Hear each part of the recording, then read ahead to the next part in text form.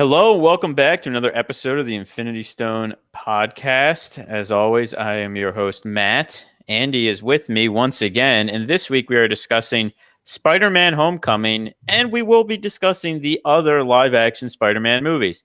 But before we get started, Andy, we like Spider-Man, don't we? Just like the character. Yeah, I think he might be Marvel's strongest individual character. Certainly their most popular. Obviously, high levels of popularity ebb and flow, but like he's the guy on the letterhead. He is the symbol of Marvel. Right. Whereas, we're talking Marvel Comics here, right? Yeah, or the entire entity known as Marvel Comics Entertainment, right? Whether it be TV, merchandise, whatever. Spider-Man is the guy, and there's good reason for that. He is fantastic. It was, and it's really actually kind of funny that, a character based on spiders became so popular because, I don't know if people love spiders. No, but people don't love bats, and that somehow worked out well for another character. But no, I mean, it's, yes, Spider-Man's a character that, I think has a lot of goodwill. As you said, like he's Marvel's probably most popular single character. I imagine Wolverine actually probably rivals him, but that would be the only one. In terms of like sales and then ebbs and flows of popularity, I'd say Wolverine would be there. There's probably times when like Deadpool was there. Obviously Iron Man has had a spike post these movies. Spider-Man's the constant, Yeah. He's the guy that, the character, single character that put them on the map along with teams such as, the Avengers, Fantastic Four. Right. Much later, the X-Men, though they were not popular when they first came out. And and I think, he is the character that comes into these films with the highest Q rating, the most public knowledge. And I think that this movie in particular takes advantage of that really well. Yeah, and I think just also as a character, there's a lot to work with for him. It helps that he's a kid, and a lot of his struggles are those of being either a teenager or a young adult, or, you can put a lot of struggles like that onto that character, and that makes it more interesting. I know for my friends growing up, they always liked Spider-Man because they were nerdy teenagers, who better to relate to than Peter Parker? So it's a character that does have a lot of legs, and I'm very fond of him. Was that a pun? A character? That was the really Doc Ock would be the better one to pun on that, since he has. Yeah, but spiders, rackets have a few. Peter Parker is the key. He's the one that kind of revolutionized it for Marvel. Is because he was a character with lots of problems. That's what the Marvel flavor did. But it's also Spider-Man because the key to a lot of success comic book characters is just if they have a good look or not. Yeah. And Spider-Man is always, and I shouldn't say always, there's been some times when they mess with it, but the classic Spider-Man look is one of the great looks in all of comics. So obviously it's a little bit more preamble, but we just wanted to establish, because this is an all Spider-Man podcast. And yes, obviously the focus is, because this is an MCU podcast, will be on Spider-Man Homecoming, but we want to examine kind of Spider-Man as a whole. And we want to establish that we do that from a place of affection. Yeah. I would not say I was like a huge Spider-Man fan of the non-X-Men characters. I do have a healthy collection of Spider-Man. It was always a character I checked in with. The 1967 cartoon resonated heavily with me because it was on at the right times and it had the amazing theme song. I loved I loved Spider-Man and His Amazing Friends. That was more of that actually came out when I was a child, and that's actually why I became an X-Men fan, because of one episode where I believe Wolverine has an Australian accent. But Spider-Man, we like Spider-Man, and it was like, so I'm happy to be speaking about a Spider-Man movie, even if on the lead up to it, when they were talking that we're going to make another one, I wasn't sure that we necessarily needed one. That's something we're going to get into. When we come back, how about we get into it? Yeah. What's up, guys? You forget your PIN number? Whoa, you're the Avengers! What are you guys doing here? Thor, Hulk, good to finally meet you guys. Oh, you'd be more handsome in person. All right, but before we talk about Spider-Man Homecoming, we thought it appropriate to have a little visit from the only real superhero we're introducing this week, and that's Spider-Man, Spidey. There we go. There's our Spidey. He's wearing the costume from The Amazing Spider-Man 2, which we will be talking about tonight. Because I want to get a new one from Spider-Man Homecoming. Yes. Blinks. In fact, he's been asking us pretty much every day if we've ordered it yet. Even though Halloween is a little while away, just a little bit. Well, we're going on vacation in 5 days. We are, and I'm very excited about it. I need one.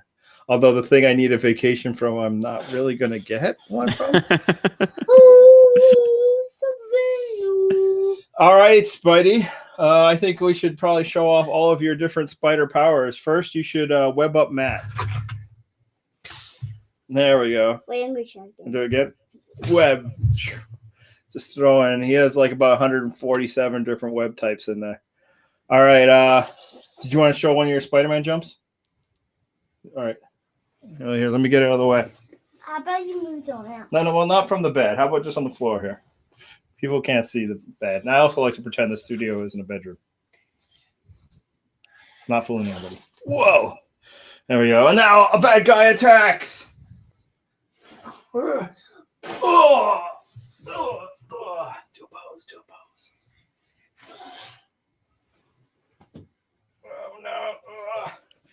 He webbed me up. There we go. Special effects are amazing these days, aren't they? All right. Like they do in every Spider-Man movie, I, the villain, am going to unmask you and discover your identity. Oh, it's Christopher the whole time. Did you know, Matt? I mean, obviously, because I'm a bad guy, so I figured it out at some point. That's right.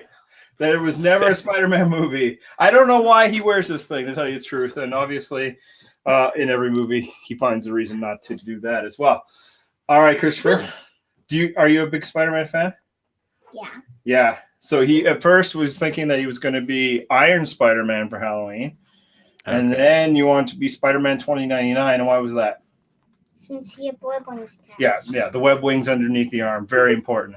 Now, I pushed back against that mostly because he has no idea who Spider-Man 2099 is. Luckily, the Spider-Man Homecoming costume also has what, Christopher? Web wings. Web wings. So there we go. So that will introduce a new Spider-Man costume into this household because, it's important. All right, buddy. I think it's probably time for you to go to bed. Do you have any questions for Matt? Wait. Do you want to ask him about his new nephew? No, I mean, there's not really much to ask. It's just a baby, right? Does he say anything? Does he look like anything? He's a big one, right? He's big. We've nicknamed him Jumbo. Nice. At least he doesn't have the big ears to nickname him something else. Did you realize I had a crack? No, you hit it. It's why. That's just authentic battle damage. I'm guessing the Rhino did that. Yeah. All right, buddy. Good night. Oh, sneak attack. I need my own Spidey senses. Good night, buddy. Good night, Matt. Good night.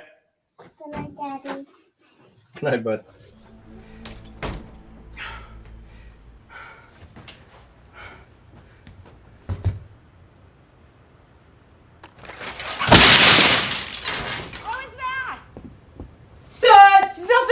Nothing. You're the Spider-Man from YouTube. I'm not. You were on the ceiling. No, I wasn't. Ned, what are you doing in my room? Man, let me in. You said we're going to finish a Death Star. You can't just bust into my room. And we're back from our visit with Spider-Man. Andy, let's just talk Spider-Man Homecoming specifically. What's your reaction? Did you like this movie? It is delightful.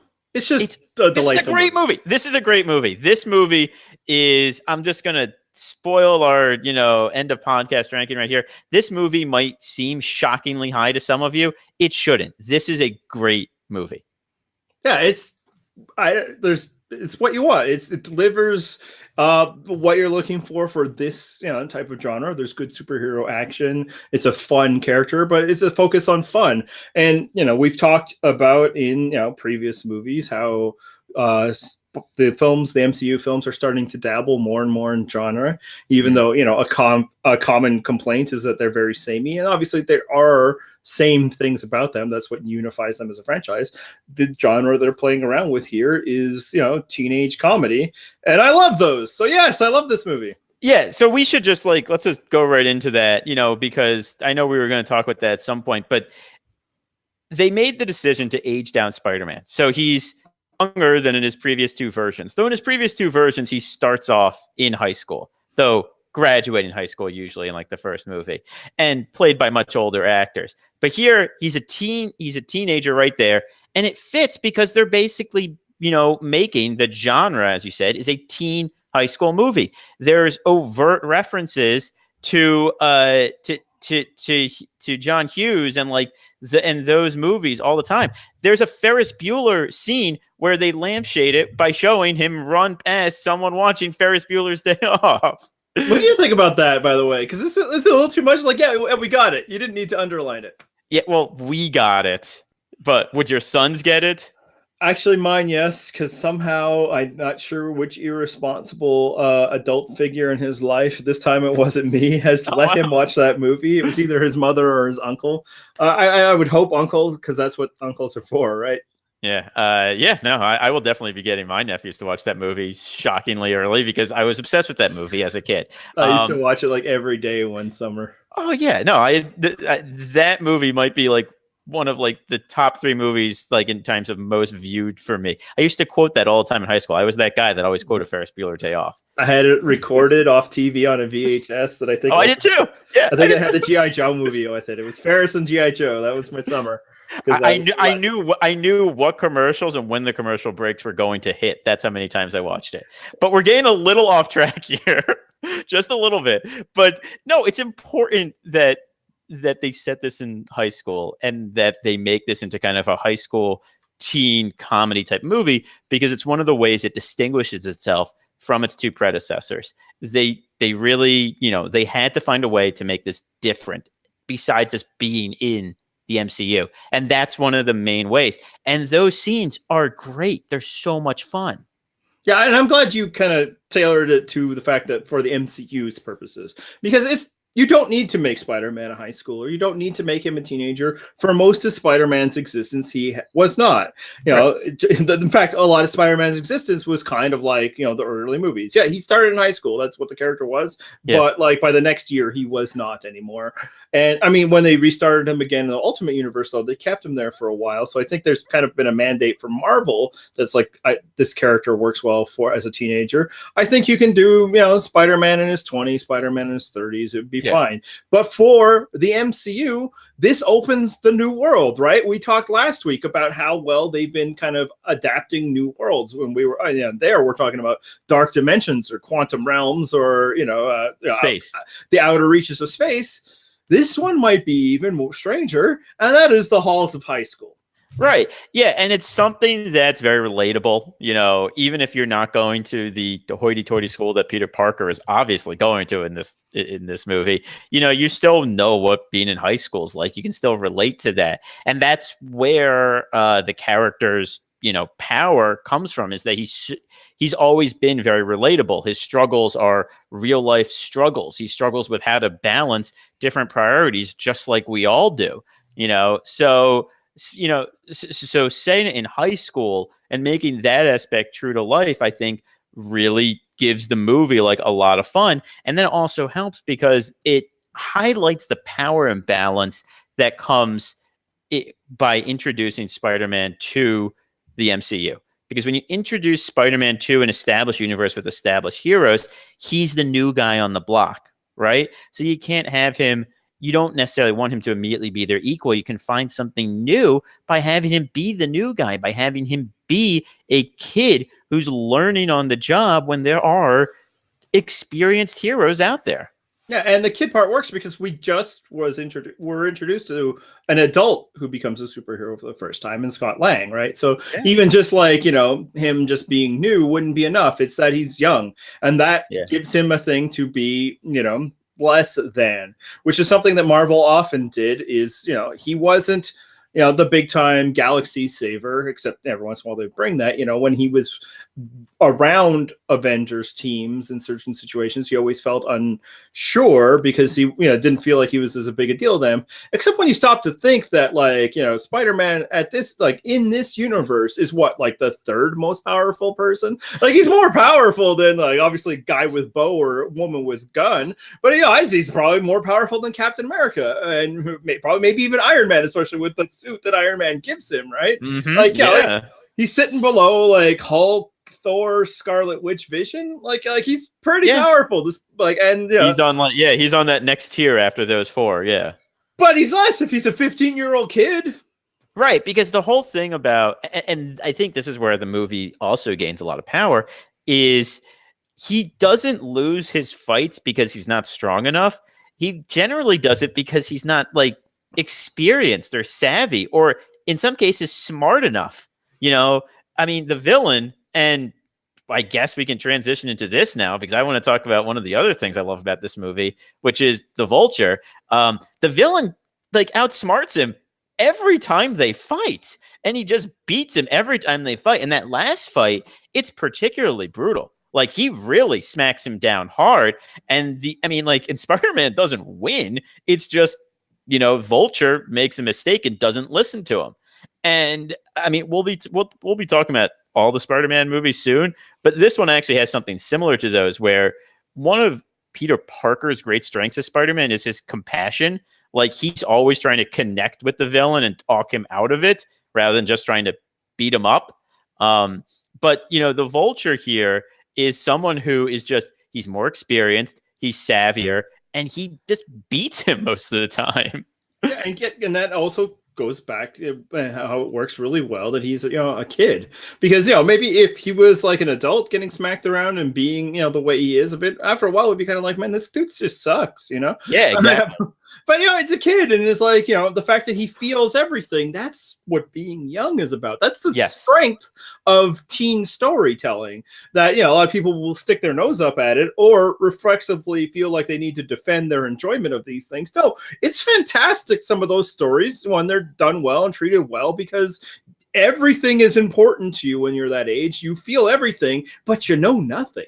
And that leads to so many great storytelling possibilities. And that is why it's great that they did that, because there's this whole universe of feelings, of stories that you get out of a teenager that you're not going to get as an adult. We don't care if, an adult superhero is crushing on somebody. Last week, we talked about how little we care about it when they just, turn dance around that subject. But put that in a teen world, that's all you care about. Right, exactly. And the other thing is, if every superhero is a teenager, it loses that power. But if you have one teenage superhero in a universe full of adult superheroes, in a universe full of, these other people who know what they're doing, and this kid thinks that he's as good as them, that's where that conflict that is at the core of this movie. He thinks he's ready for the big time. He thinks he's ready for the big leagues. And one of the main conflicts of the movie is that he's not. And I think it's actually really interesting that this superhero movie tells a story about the time when, like, the hero realizes his limitations, because that's what this story is. He walks away at the end. He realizes he's not ready. Yeah, and the other thing that being in high school does is it puts in relatable, understandable, and immutable time pressures on a hero, which has always been a core of Peter Parker, right? That he never has time to do everything he does. It's the classic Spider-Man storytelling that he's trying to stop a crime, but he needs to get home to Aunt May, because if she doesn't get her heart pills, she'll die. But meanwhile, they don't have any money. And so again, in that example, you can do it without high school, but as an adult, you do have more control of your time than a high schooler does. High schooler, obviously from whatever time period it ends up, but 8 to 3 or whatever, that's not your time at all.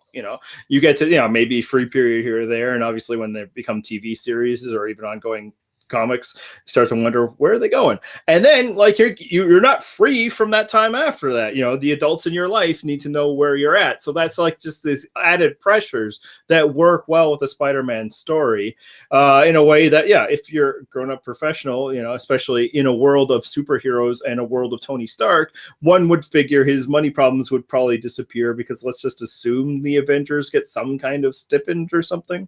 Yeah. I mean, and there is another aspect of being a kid that we haven't talked about, which is a kid enjoys this. A kid has so much fun being a superhero. You know, when a kid is asked, hey, Spider-Man, do a flip, he does a flip, you know, like it gives it a jolt and an enjoyment that we feel Peter enjoying being a superhero for most of the movie until the parts when it gets incredibly real all of a sudden, and then we feel his fear too.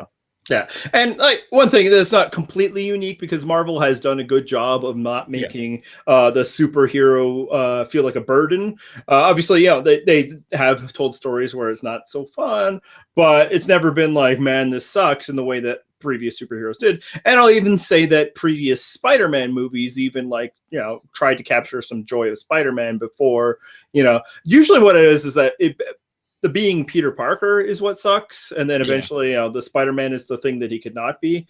But yeah, there is, you know, just an exuberance to Tom Holland's performance that both reads very young, as does his, you know, face. Because that's the other thing, watching this and then going back and watching the others, those fucking old men. Oh no, I just gave myself some work. Like even Andrew Garfield looks like 100 now. Yeah. Oh yeah. We'll talk about Andrew Garfield later. But Tom Holland looks so much younger than everyone. I mean, Tobey Maguire is basically 30 when he's making that movie. And like obviously like yeah, Tobey Maguire's always been somebody who looked a little young for his age because he's not, you know, masculine enough, I suppose, the thing. I don't know. But now he's just like strong jaw, I think is what we're going. Yeah. But yeah, he looks like this is a decrepit old man now that we've seen actual young. It's like, why are you fooling us? Just put him in college. But yeah, no, and I didn't put this on the breakdown, but it absolutely needs to be talked about as the general reaction to Spider-Man Homecoming with the setting and the world that they put him in. Hey, look at that. A New York that might actually resemble the diversity of New York. Yeah, I was going to mention that too, but like, I mean, it's a quiet thing. I don't think they make a big deal of it in the movie, but it's very welcome because you see him just surrounded by people of all colors and races and, you know, genders, and just, it's cool. I like it. I like the fact it's there. Yeah, and it's actually good. Like, it's not a big deal. This is the fact of their life, you know. Yeah. He lives in Queens. This is a melting pot. This is, you know, like, yeah, I mean, and of course, I've never been there, but, you know, I know these things. And like TV, like other TV series right now don't do as good a job of representing, you know, just the fact, there's the bodega and there's going to be the people there. And I say, like, the earlier Spider-Mans would at least try to introduce different types of people. The man on the street is a big element throughout the Spider-Man films, but this film does it really well. And it actually is, I think, a marker for Marvel in their, you know, as they're building their level of diversity. And we're going to get into that more the next podcast we get into. I kind of brushed back off a bit. I think we've probably talked a little bit more about Vulture and the performance given, because you know, when we did our villain discussion several podcasts ago, you said this was one of the elite villains. Defend yourself. Okay, I think it's pretty simple. The Vulture in this movie is not supposed to be a world killer. He's not supposed to be someone who has these grandiose plans. And he never is. You know, it's a movie with a friendly neighborhood Spider-Man. It's a movie about a hero who's not ready for the big time. And so the villain he's fighting is not someone that would draw the attention of the Avengers. It's someone who is very simple. It's a guy who had, you know, who was a businessman who got shut out of his business because of Tony Stark, and he's taking revenge, only he's doing it in a calculated manner. He's doing it in a, you know, covert manner. And then just every time they actually come into contact, he proves that he is formidable in this setting. But not only that, but the way he then interacts with the core conceit of the movie, because again, this is a teen movie. So what's like a stock teen movie character? The disapproving father. The way that the Vulture then morphs into that, and I did not see that twist coming. I don't know if you did the first time you watched. I'll admit right now, I'm not somebody who often sees twists coming when I'm first watching because I'm not trying to figure out movies as they're going. I usually just experience them as they go. So I probably did not. Okay. So, I mean, I think I figured out like literally when he showed up with the corsage. I was like, oh, you know. Right like before the door opens. Yeah, I imagine I did as well. It's like, yeah. Okay. But the way that, you know, like that the disapproving dad figure works with the villain of a movie, you know, a supervillain, is just so perfect. And that scene in the car, I mean, look, I'm going to talk about that scene in the car very shortly. Because I have it as my second one. I'm like, I bet he's going to say it because it might be. I'm going to totally say it. That's definitely mine. But it's a perfect alchemy there of the villain, his role as a villain meeting the conceit of the movie in a perfect role for that.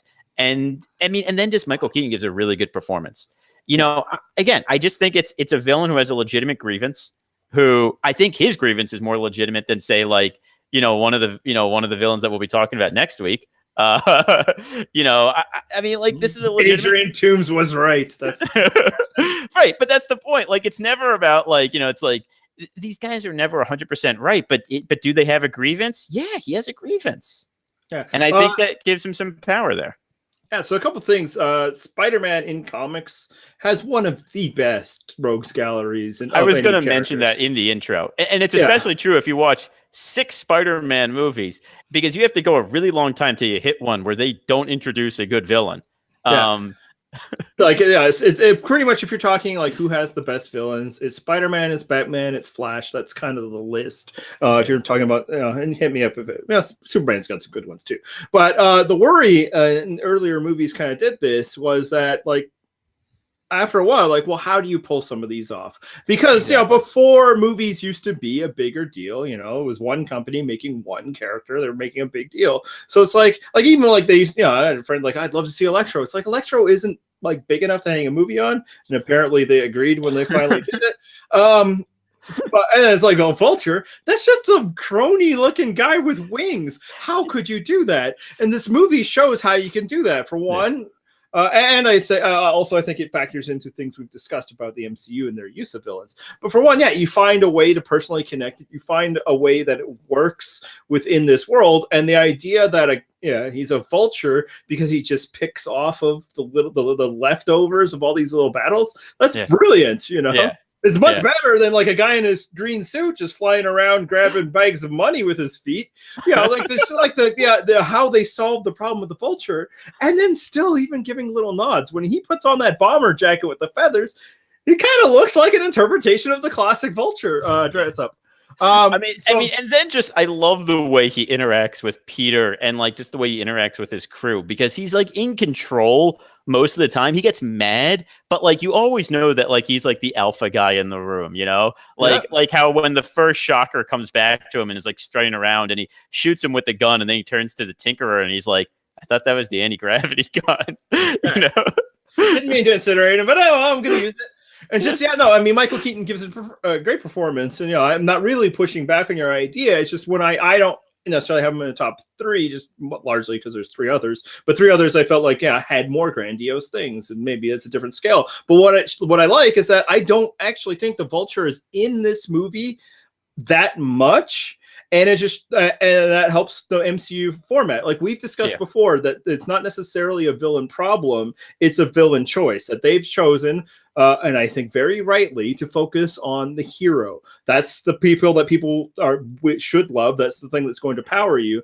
But what this movie shows is that you don't necessarily need to give the villain all the screen time and all the motivation in the world if you are really good in what you do give them. Give them enough that it feels right, and give somebody, cast somebody that can really give a strong performance. And I think this movie, the Vulture, might do more with less than any other of the villains in the the thing about this movie is he is perfectly tailored to his role in this movie. There's nothing extraneous. There's nothing that like doesn't fit. His role in this movie fits perfectly as both an antagonist for Spider-Man and as kind of an antagonist for Tony Stark, who's like also very prominent in this movie. Because Stark is in this movie, the Vulture gains his motivations from him, and then he's, the antagonist of the actual hero. So like everything about him links up to someone prominent in this movie, including Spider-Man's love interest. So again, like you're right, he doesn't have the biggest role of a villain in a Marvel movie. I would say that Killmonger has a bigger role in Black Panther. But I don't think he needs to have the biggest role because, again, as you said, they write him for the role he has perfectly.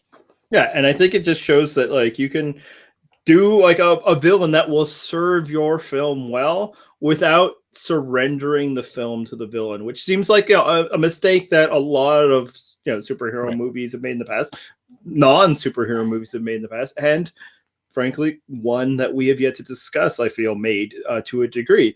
It's just, you can have a strong one while still giving most of your runtime to your hero. So hopefully that's why I think that he's in that upper tier of villains, because he's a strong villain who the movie does not surrender to. All right, and I think one of the biggest reasons I'm sure he gets up there for you is in a certain sequence that we've started to discuss, and we're going to discuss more when we come back. You walk through those doors, you forget any of this happened. And don't you ever interfere with my business again.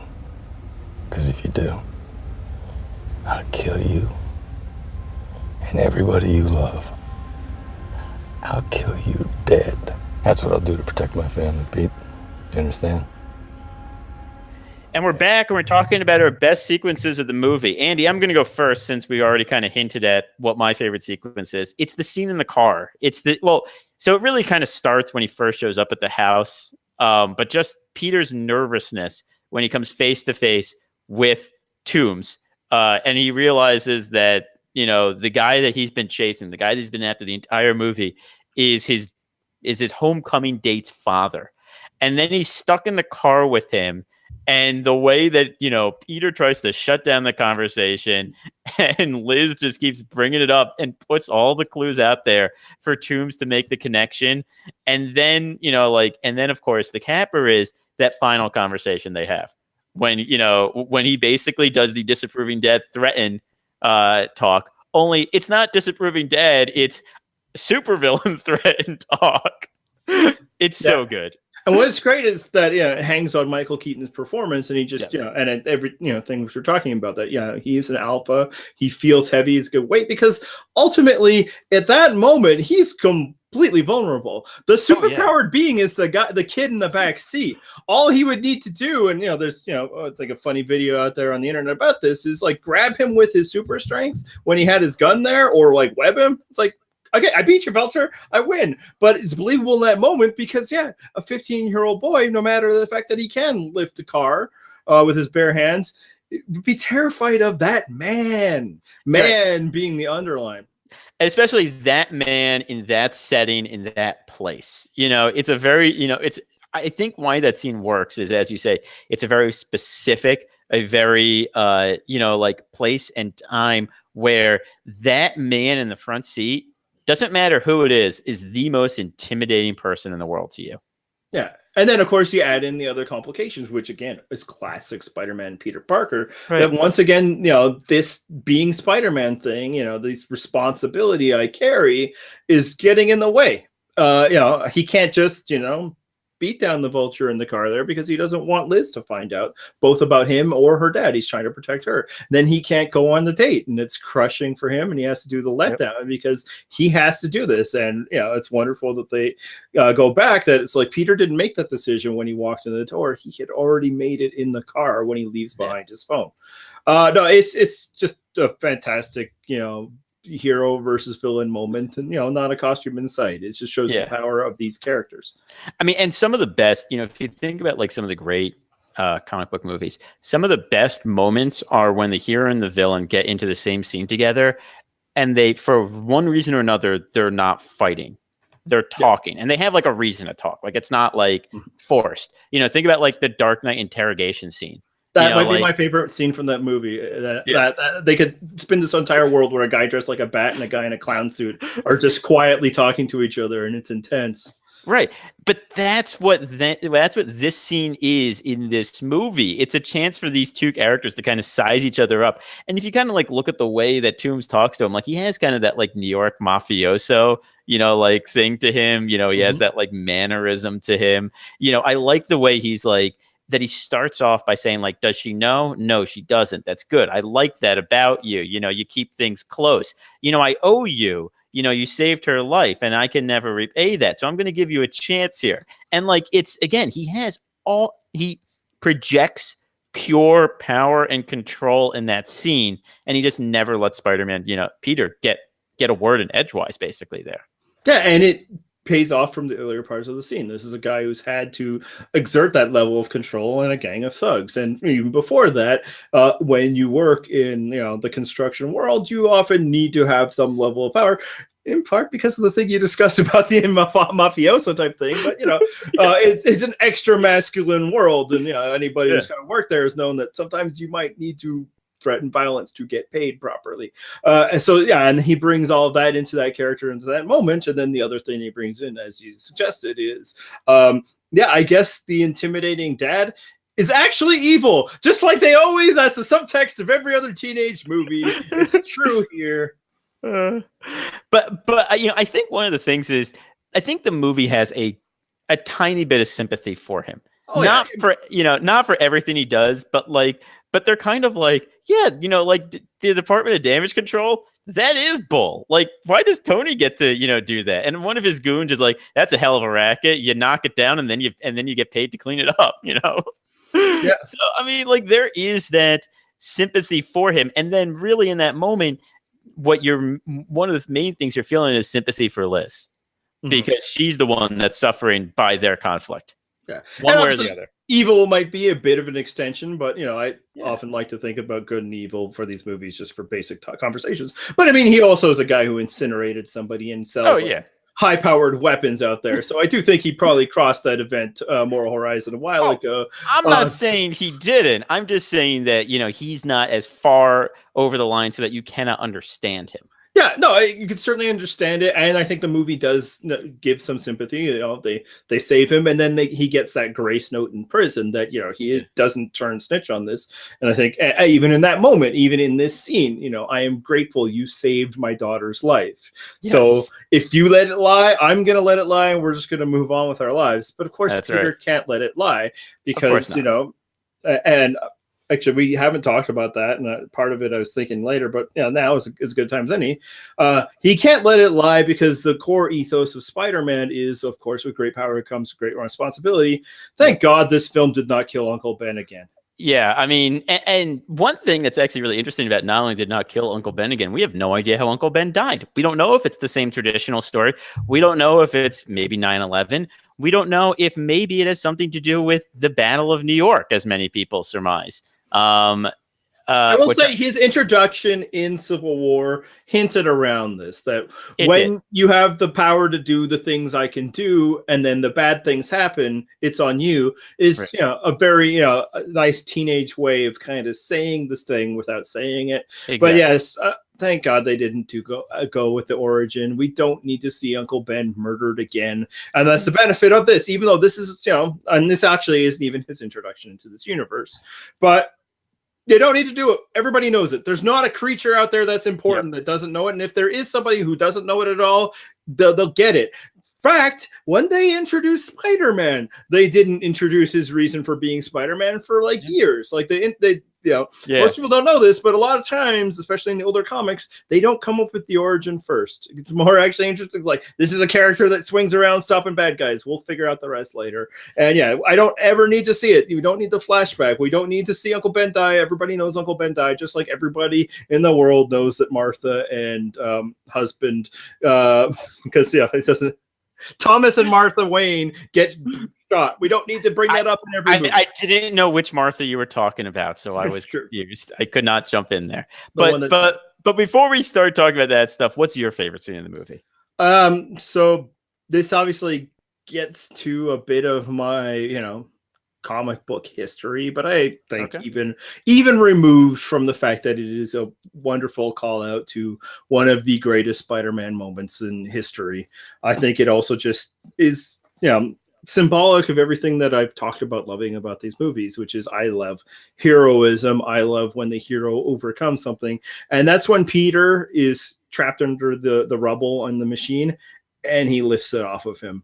And I actually know this comic scene that you're talking about. This is the famous Ditko scene, right? Yeah, so this comes from Amazing Spider-Man 33. It's one of the most famous Spider-Man covers of all. Pretty much almost the entire issue is him working through his self-doubt and trying to, he's trapped. There's nothing that can be done about this except finding your inner strength and lifting it. And I think the movie obviously does not have the same amount of time to do it, but they go through it. And I think even if you've never read that comic, as I imagine most people who have watched this movie have never read it, I still think it exerts that power, and it is there. And the reason why it exists is to show that Peter, this kid, and I love in the movie that they really emphasize when he is trapped, he panics and he screams like a child that he is. This is a very tough situation. He's going to die, and he has to find the strength within him. I don't maybe necessarily fully love it that they have to tie it towards Tony Stark, but they never murdered Uncle Ben, so they can't have that memory, and that's fine. But yeah, just that moment of because it's just that's what being a superhero is, and that's what the joy and the simple joys of these films and in these stories is. Find it within yourself to overcome this barrier. One of the things I like about this movie, and this ties into your scene, is that we see Spider-Man's fears on full display in this movie. And they're not always the insecurity fears that we have with Peter Parker and with Spider-Man. We see the fact that, if you notice, he's never swinging from skyscrapers in this movie. When he is the neighborhood Spider-Man, he's swinging from, basically brownstones. They're like 5-6 stories, at most. And then we see him climb the Washington Monument, and he has that little bit of panic before he jumps off to swing in and break the window. And it's that same type of panic that he then feels to a much greater degree when he's buried, because he's a kid. He's still a little afraid of heights. He's still this is him out of his depths, because he's not that grown-up hero yet. Yeah, and that's why it works more with a Tom Holland who looks like a child than even going back and like Tobey Maguire, because after a while it just feels like the neuroticism feels nebbish. After a while, it's just like, sack up, Spider-Man. But you don't feel that, and again, that calls back to why this story, the way that these stories are structured, works better with Spider-Man as a teenager, and then why it's great to have Spider-Man as a teenager is that it's great to have a teenage superhero in this universe, and I think we'll probably talk about that more when we get into kind of how this movie works in the overall landscape. But that scene, I love being reminded of Peter's being a kid and then overcoming it, and hopefully that is kind of an arc that will build throughout, because obviously if we get to see him another time, he has a big thing to overcome next time. How about flaws? You got any? No. I would say the closest thing to a flaw I have in this movie is there might be too much Iron Man in this movie. We'll get into that a bit, but a lot of that is obviously self-conscious of answering the question of what's different about this one.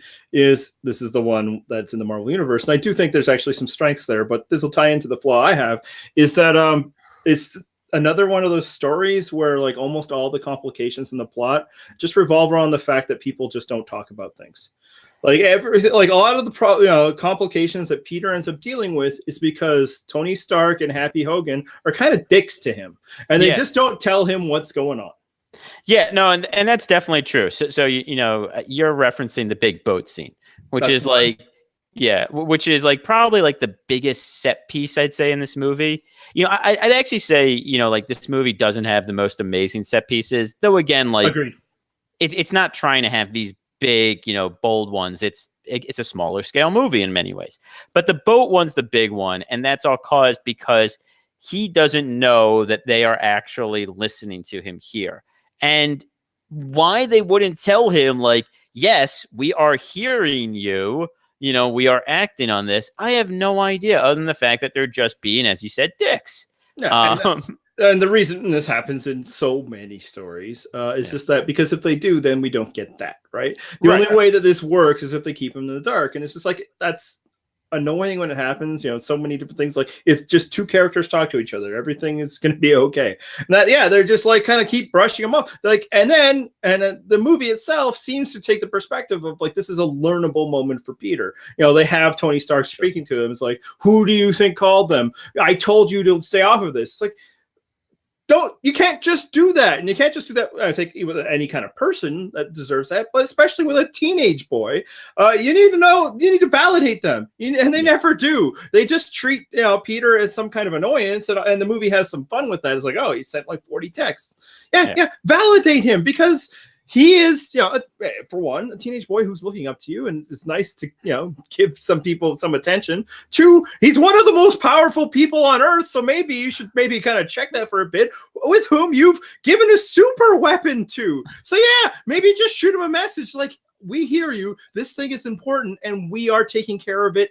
And this is how, not just, leave that guy around, be your own, friendly neighborhood Spider-Man, leave this to the big boys. No, like, obviously he wants to impress you. Obviously he's going to be full of vigor and, maybe less thoughtful about it because that's how the teenage mind works. And moreover, he should be concerned about this because it seems like you don't care.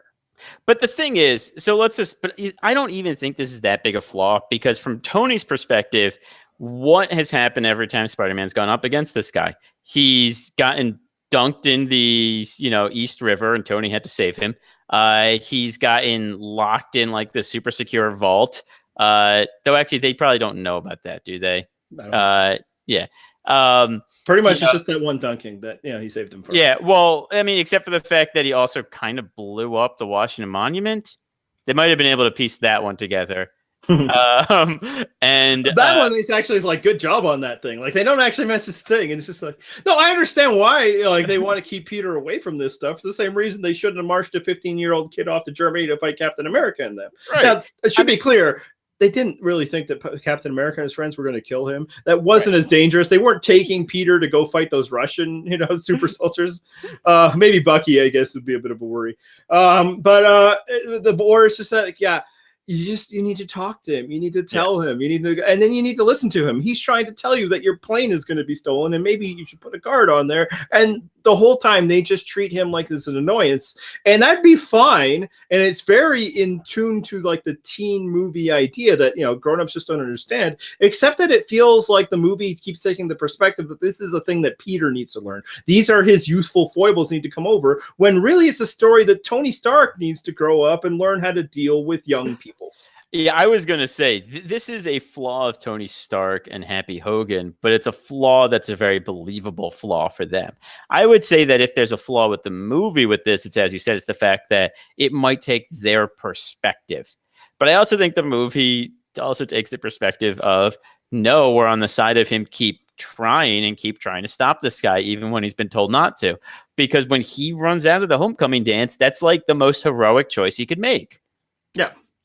Oh yeah, no, like again, it just needs a couple of tweaks, right? We need to at the end almost them to admit that their mistake, like that, and more of I kind of almost feel that they did at the very end. Maybe in a Tony way, right? Like, that was good. I really motivated you, huh? Yeah, well, and Happy definitely did. He's like, you saved my butt there. So yeah, but it's not that aspect is a little fuzzy, which is why I would say that, like, to me, like, Tony Stark is like one of the least entertaining parts of this movie, which is wild to say about a character who is generally one of the most entertaining parts of the MCU. Yeah, it almost kind of feels like Robert Downey Jr. is flying in to do this bit. It's like, oh, they need me again. But he's not as invested. Like, compare his scenes, even in this movie with Peter versus his scenes with Peter in Civil War, and I think they're not quite as good. Well, I think there's some that he gives a lot to, but you're right, but not all of them. But no, I agree. Do you have any other flaws? I mean, again, that's not even a huge flaw. This is just a delightful movie, and I think you did raise a good point that like the big scenes don't feel as big. Like this is one of those where I'm not going to complain about third act problems or whatever, but I'm probably less in it, invested in clinging to an invisible plane as I have been in other big scenes. Yeah, and I would agree with that. I think that those scenes are, though, livened up by Keaton and Holland's performance of Keaton's like just annoyance and frustration, and Holland's just like Persistence. terror. Yeah, and persistence. He's just scared. Yeah, no, he actually sells the danger really well, but it's just it's not as intense for us as a viewer. It's like, okay, you're on a jet, we got you. We've seen Tom Cruise hold on to one by himself. This is exactly. You're a Spider-Man. You got that sticky stuff, and I actually do like their last little battle at Coney Island, just because Vulture just kicks his butt, and it's like, holy, what is going on here? All right. I think that's good for this section, and we're going to come back and trivia, and then we're going to talk more about the entire Spider-Man movie experience. If you're nothing without this suit, then you shouldn't have it.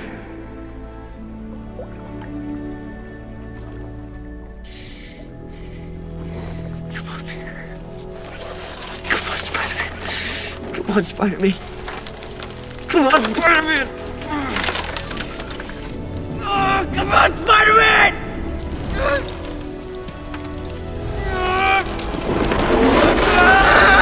All right, we're back. It's time for trivia, and no more Mr. Nice Guy. I've let Matt. I've kind of toyed with him, kept him hanging around, but now it's time to end this. All right, what are you trying to say? That you were point shaving here? That you were some sort of NBA referee or something? I think more like college basketball. I don't get really paid for this gig, so I got to find ways to kind of draw some income here or there. Okay. They don't even let my coach take me out to dinner. All right, Alex, what do you got? Who's the first question for? You. Good. What is the name of Peter Parker's high school? Huh. I'm gonna say it's because it usually is, but I kind of feel like it isn't in this movie. Midtown High. It has a longer name than that, even if that's true. Yeah, it does. Midtown Science High School? No. Math? Is it Midtown Technical High School? Midtown Technology? Oh, no, he said technical. I'm not giving him technology. Okay. Is it Midtown Science and Technology? Is that it? Yeah. Between the two of us, we almost got it, but no points for either of us. Yeah. I knew it was like a fancier public school. And I remember there was I remember there was a tech in there. I just didn't know if it was technical or technology. Yeah. Okay. Technical would make more sense for a name of the school, but I guess maybe that might suggest more. Unless it was science and technology, and then technology would make more sense. And it's very important to be technically correct about these things. Yes. Well, it's my question now. Pedro. Oh, yep. Name 2 cities that Peter Parker goes to. Wait. Let's try that again. Name 2 cities that Peter Parker goes to. He goes to Washington, D.C. and New York City. Yeah. But not with state. Oh, I'm just going to give it to you since on my sheet it says Queens or New York, so. Well, New York City would be the overall. Queens is a borough of New York. And he also goes from, I think he goes uptown, doesn't he? Or does he spend all of New York and Queens?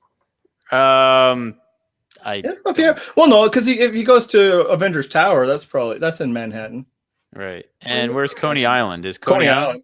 Yeah, but that's not a borough. That's where's Coney but I don't think that's in Queens. It's in Brooklyn. Yeah, it's in Brooklyn. Yeah, so he's in Brooklyn there. Yeah. Anyway, point to you. Yep. That one was kind of easy. Just if you want to states, he also goes to Maryland. But he does. What is the name of the actor who plays Peter Parker's love interest? The actress. The actress. I just wrote it down on the blog 2 days ago when I was writing up the cast. I did not retain that knowledge. I believe it's a Laura something. Matt? Laura. I mean, we know the character's name. That's Alexander. No, I'm just gonna give it to none of you since you would never get close to the last name. Hera. Harrier. Laura Harrier. just saw that Terrier, too, yeah. and I couldn't remember. I got the Laura part. I mean, I understand did, that doesn't you get did. me points, but I'm still happy. Kind of like how the science didn't get me. I've been really close on these. Yes. What is the name of the club that Ned, Liz, Michelle, and Peter are members of? They are part of the it's a quiz bowl team. Do you know? But I don't remember I just know it's a quiz bowl team. It's a trivia team. Academic yeah, that's it. Yeah. It's academic decathlon. I was actually puzzled. I was working through that. I wasn't like a definitive answer. It was like I had the Deca part. All right, this is it. This is all marbles. This is it. Yeah. Doesn't even have to be worth extra points because I think we're just tied 1-1. We're tied 1-1. So. Or did Matt get 2? What? No, I just stole yours. Yeah, you just stole. Yeah. Yeah. What is Spider-Man? What is the name of the voice of his suit? Janet. No, Karen. He got it first. Oh. And the other one? Just so you know, Janet's not a robot. Yeah. I think that's why I thought that first. My head was somewhere else. Yeah. I think I heard you get the first syllable out. And I was like, why is he saying Janet? I don't know why I was saying Janet either. I mean, there's 2. Oh well, at first he starts off with Liz. He has a name, and then he's like, no, that would be weird. Yeah. Yeah. And Friday's the other one you're thinking of.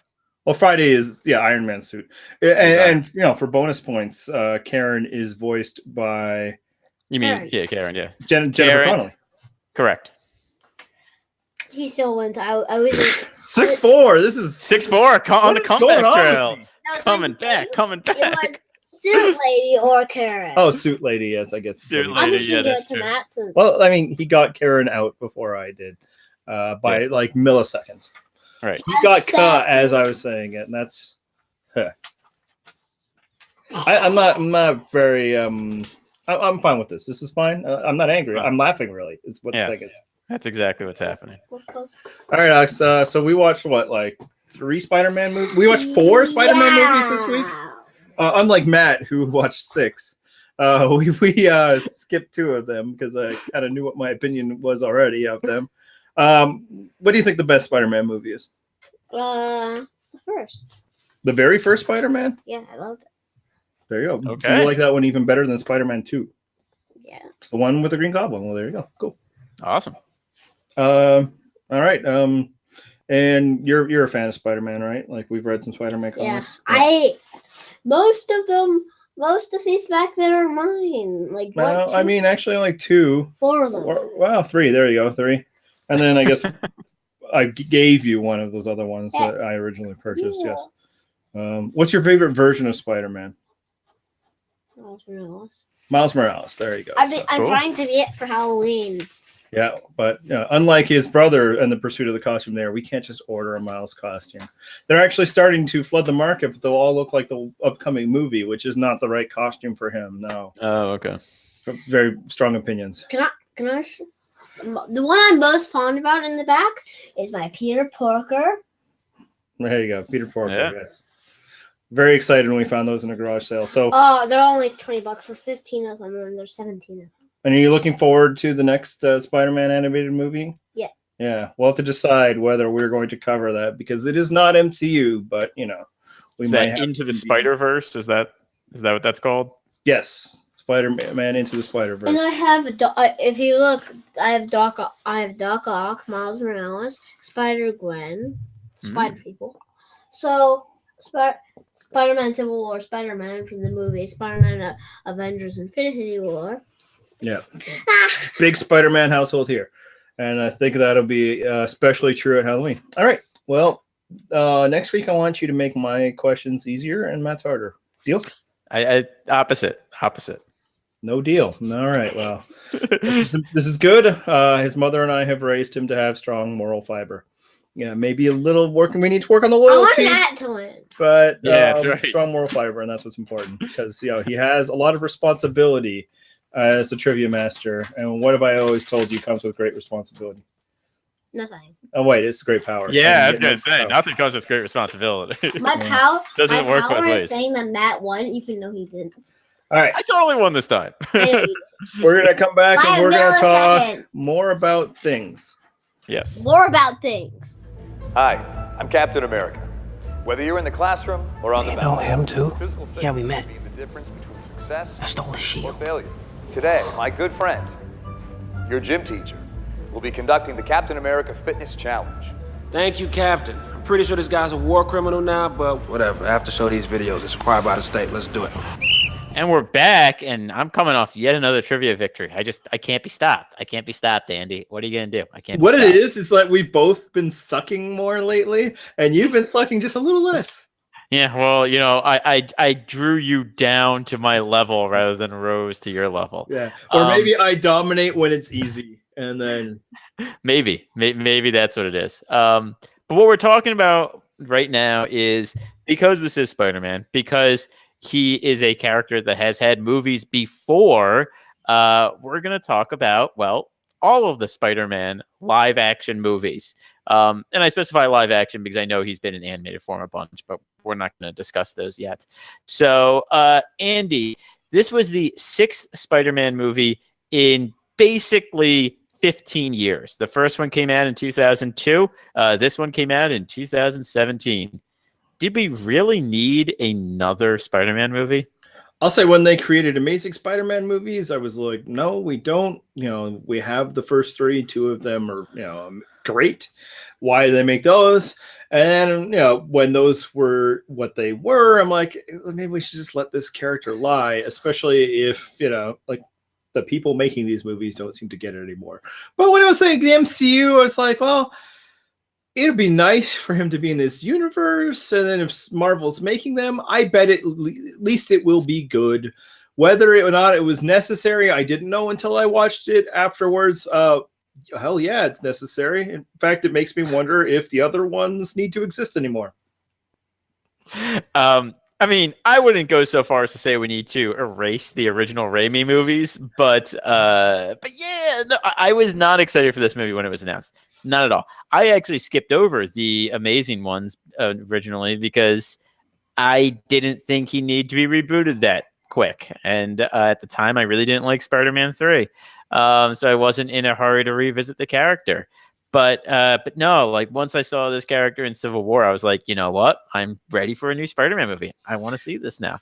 Yeah, and his brief moments in Civil War, you know, did enough to be like, oh, okay, yeah. But even still, like, I believe this was like the 3rd Marvel movie of this the year it came out. And I think that it was the second. No, it's the second. It went Guardians 2, Spider-Man, and then Thor was in the fall.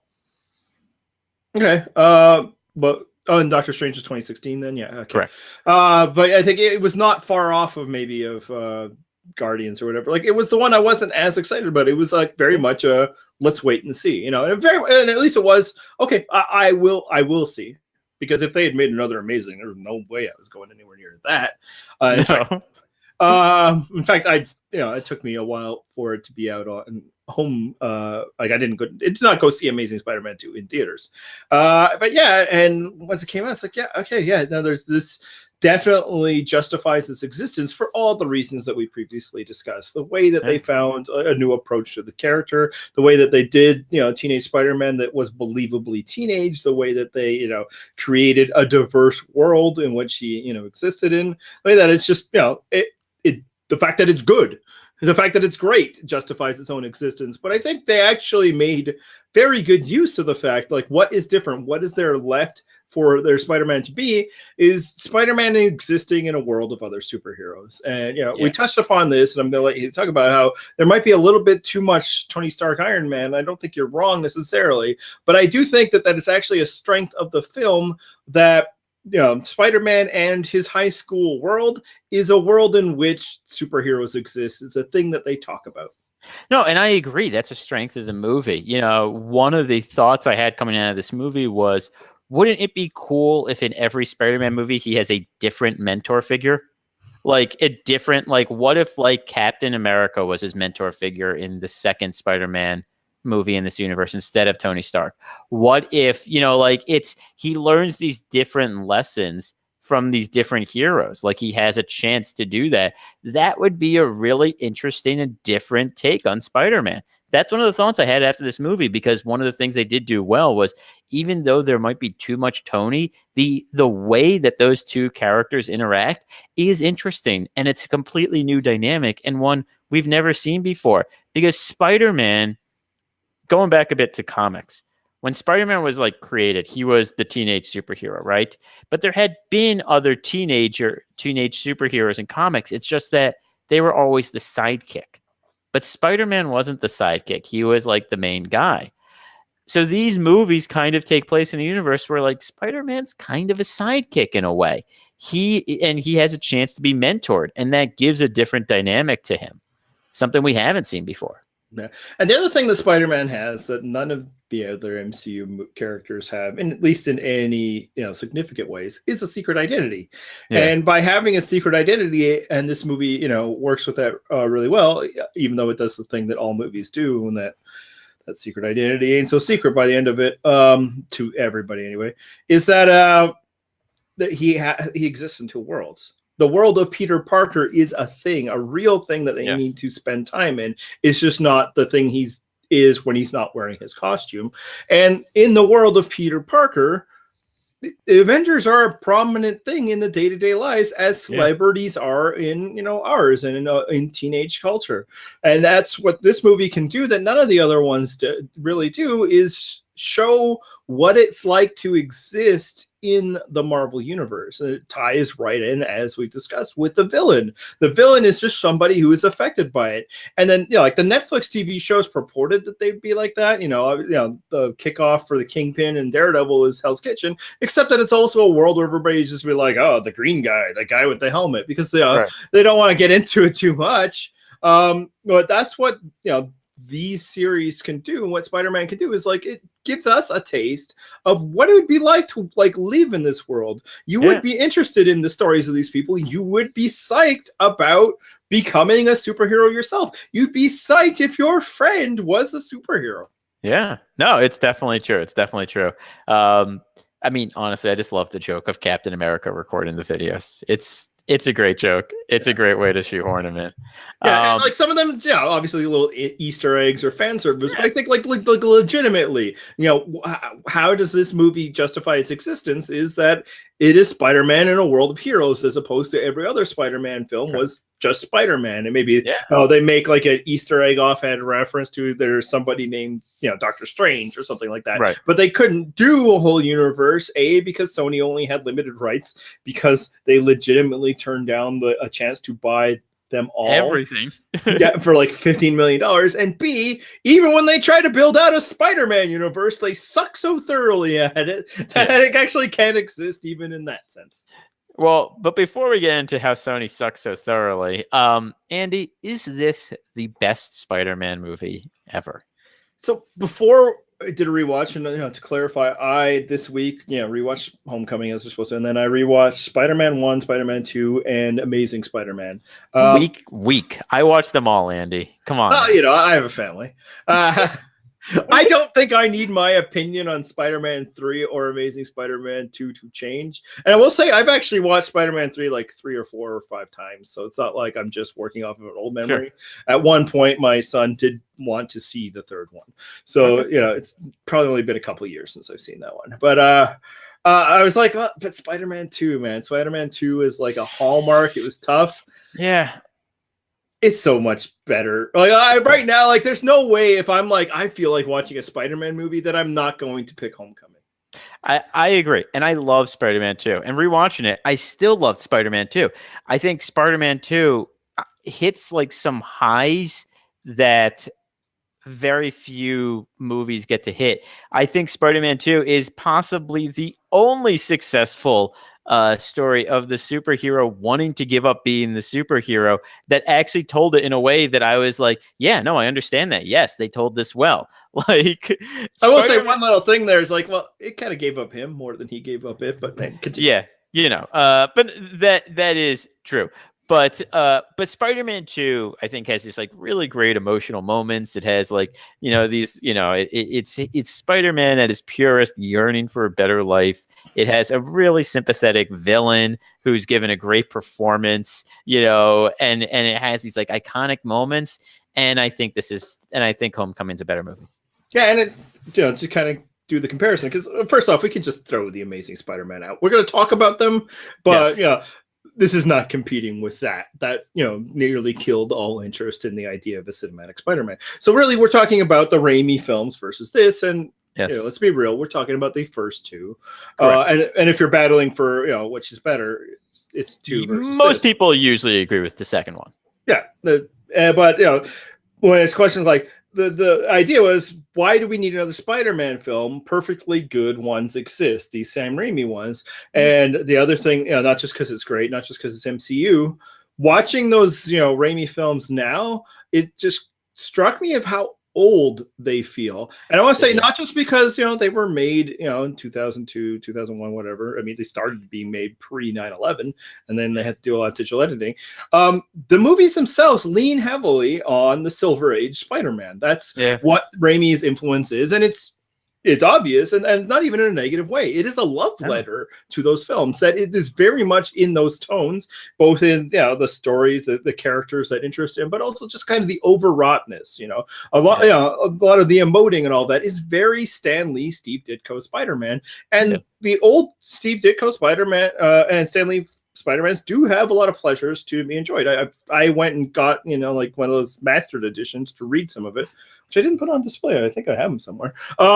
And it was like, and you read like, and there's just wonderful creativity, and they're like every issue they're like creating these like iconic characters and villains that have lasted forever, but they're very old. They're very old timey. The idea, Stan Lee creates this prototypical teenage character, but Stan Lee never bothered to figure out how teenagers actually talk.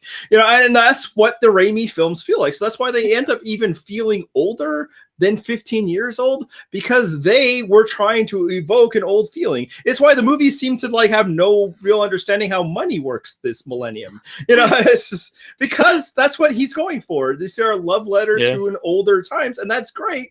But it's 2018, man. We don't want to be living in those old times. This is very much a Spider-Man for now. Yeah, I think there are things the Raimi films does that Homecoming does not, that are legitimately good and great. I really love the emotions of the Raimi films. I love the fact that they like that, that old aspect, like they get like really into this like yearning, big emotions. They really like, and I think that's why Tobey Maguire is actually a very good actor for those movies, because he's good at that. Like, could Tobey Maguire do what Tom Holland does? No. But for the part that he was playing in those movies, he's very good at that kind of emoting. And I kind of like the fact that like in the Raimi films, Spider-Man wins pretty much every single time by usually just like appealing to the villain's inner person. And sometimes they listen like Doc Ock does. Sometimes they don't, and they off themselves like the Green Goblin does. But Spider-Man never overpowers someone. He doesn't beat them because he's stronger. He beats them because he's a better person. And I kind of love that about the Raimi films. Like, but that is a quaintness to them, and it's something that like I legitimately enjoy. I just, but you're right. Like today, the type of movie I want to watch Homecoming. Yeah, and like I want to make clear, like the quaintness, as you say, and all that, like that, there's a pleasure to it. Like that's what it was trying to do. And I should add that when I watched them in those years, I loved these movies, and I want like, and especially Spider-Man 2. There would be a time when Spider-Man 2, if I'm like list your top 5 movies, would be mentioned among them, because it's like, well, I feel like I should probably have a superhero one because I watched those movies and enjoyed them so much, and it's the best.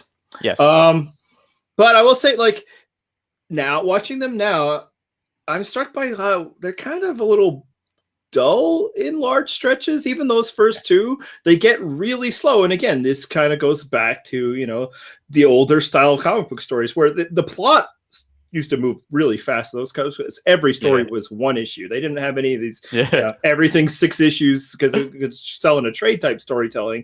But Stan loves to talk, man, and he used so much words, and they used to use a whole lot of like 9-panel pages, whereas now like reading an older comic book takes you like twice as long as reading a modern one. And I know that because I read them out loud to my son, and sometimes I read old ones and sometimes I read new ones. And when the nights I read new ones, I read like 2 or 3 issues. So, and that's just, it feels old in that sense.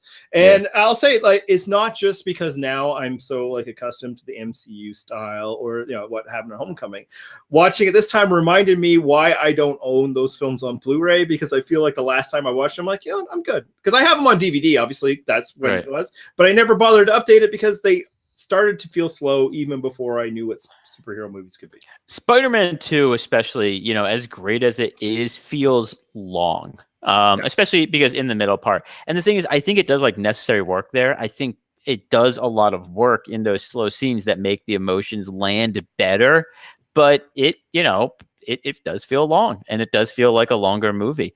Another thing I was struck by while watching the Raimi movies was I kind of feel like of a lot of the older pre-MCU movies, these ones were like the best harbinger of what the MCU was trying to do.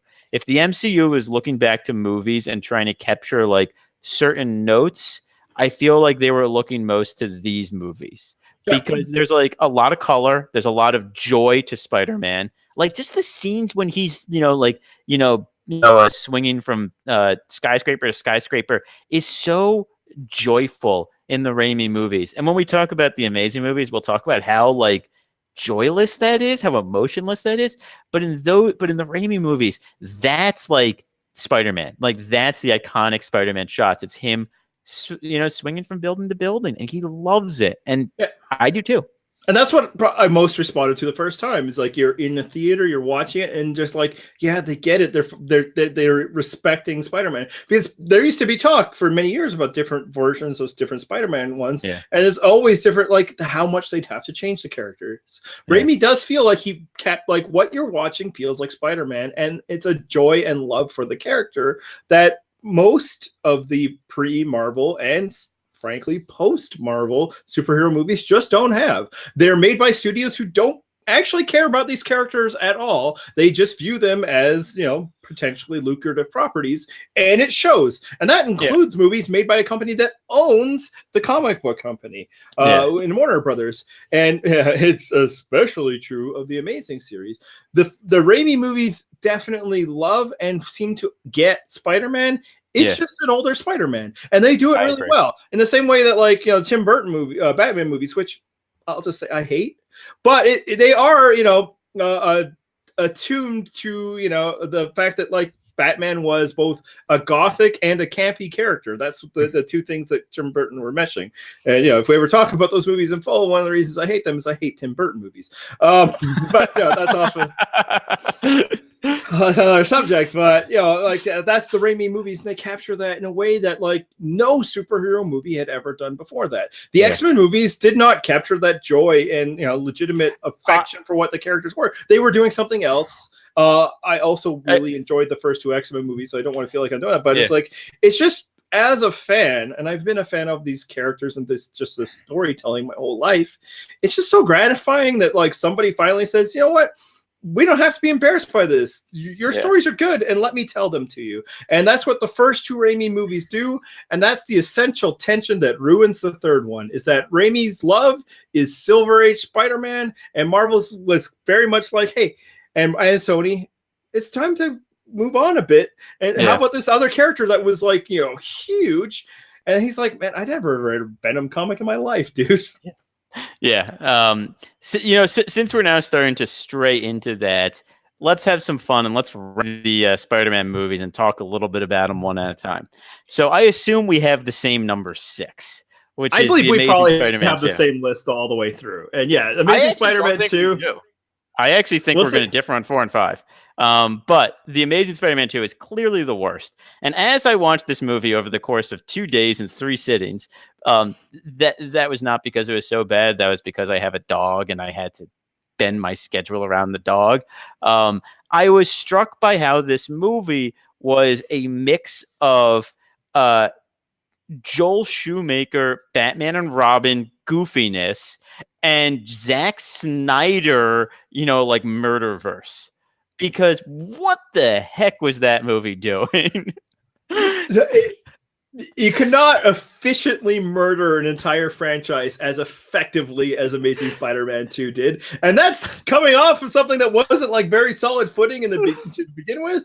Amazing Spider-Man 2 is one of the absolute worst superhero movies I've ever seen. And the caveat being a lot of the absolute worst ones I have not seen. I'm not a sadist. I'm a bit of a sadist because I forced you to watch this. You were like, you know what, after first Amazing Spider-Man, I'm good. It's like, you need to watch it. You have to. Yeah. And I want to say, like, I never lied to you. I never said that it was good. I told you need to see how bad this movie is. Because the Electro stuff is exactly what you're saying. It's goofy, it's campy, it's stupid. And then they kill Gwen Stacy because you have to, because the comic book 40 years ago killed the character, and that's the only reason why the character exists. It was ridiculous, you know. I mean, and they with a half hour left in the movie, they actually create, I guess, who becomes the main villain at the end of the movie, which is the Green Goblin, with a half hour left in the movie. Like, that's not enough time. And then they don't even spend most of that half hour with him. They spend 5 minutes after they kill Electro with him. The movie opens with Paul Giamatti driving a truck and affecting the weirdest accent I have ever heard in my life. And you spend that entire sequence thinking to yourself, what is happening here? Why is he doing this? And why wouldn't a director say, you know, Paul, I love you, but not that? Because what was that? And I can only hope that Giamatti just could tell this whole thing is garbage, and I'm gonna have me some fun.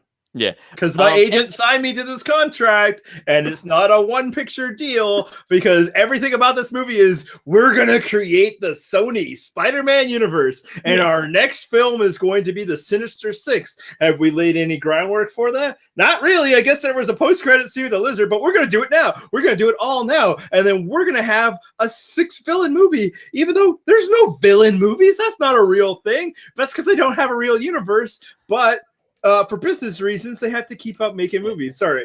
And then this is petty. And you won't remember this because you won't notice this unless you're watching the movie. But because I just watched the movie, the music and soundtrack to this movie is so weirdly bad. It's like the type of music you'd find in like Bandcamp. Only it's a major motion picture, and it's all like based on this theme, this like little theme they have like that they use for these 2 movies. Only it's so dull, and it keeps recurring, and it's all they use, and you're just thinking to yourself, why could they not get any better music for this? And it's such a petty complaint, but it's so emblematic of just like this terrible movie. The Amazing Spider-Man 2 is just a line item on a business sheet. It exists not for any storytelling purposes. And I'm not even going to pretend like some plea to art or anything like that. It exists because if Sony doesn't keep making Spider-Man movies at a certain rate, the rights would revert back to Disney, and Sony does not want to let Disney have it. That's the first reason it exists. The second reason was to create as a jumping point to greater franchises so they could create their own thing and also maintain, Edict A. And that's it. That's why they have it. And so they just have, they run through all these different things. They have this. And if anybody remembers the leak, the Sony leak, there was a famous email that went around of an executive just like talking about like what the kids these days like and why you should do that in your Spider-Man movie.